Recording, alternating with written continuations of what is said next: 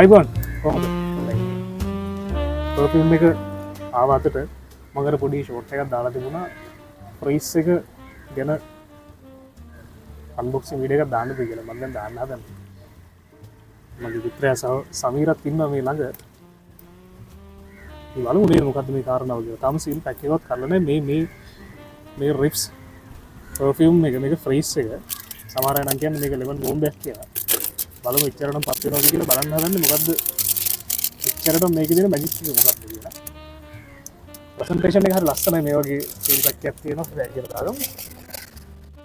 මෙහෙම තමයි තියෙන්නේ. මේක තමයි කතන්දරේ තියෙන්නේ.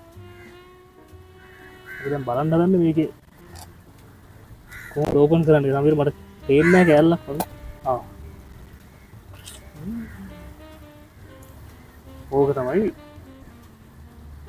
අයිස් කෑල්ල. මේ තමයි බාන්නේ. ප්‍රසන්ටේෂන් එක ලස්සනයි.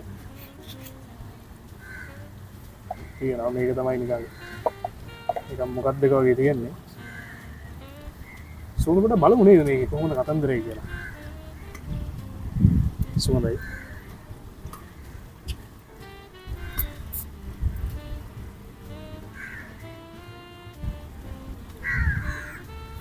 හොඳ සුවඳක් තියෙනවා. මට නම් සමීර පොඩ බලන්න ඒක තත්ත්වය කියලා. සුවඳ දෙන්න හැම්බිරිස් කමන්න කරන්න දෙයක් නැහැ. මේක තමයි මේ පුල පුල බලාගෙන හිටපු වීඩියෝ එක. ඇත්තටම සුවඳයි. සාමාන්‍යයෙන් අර අපි හිතන බලාපොරොත්තු වෙන සෑහෙන මේ නිකන් ලෙමන් ගතියක සුවඳක් තියෙනවා. බලන්න. සුවඳයි මචං ඇත්තටම සුවඳයි. වැඩේ ගොඩ. දැන් සබ්ස්ක්‍රයිබ් කරලා තියාගන්න.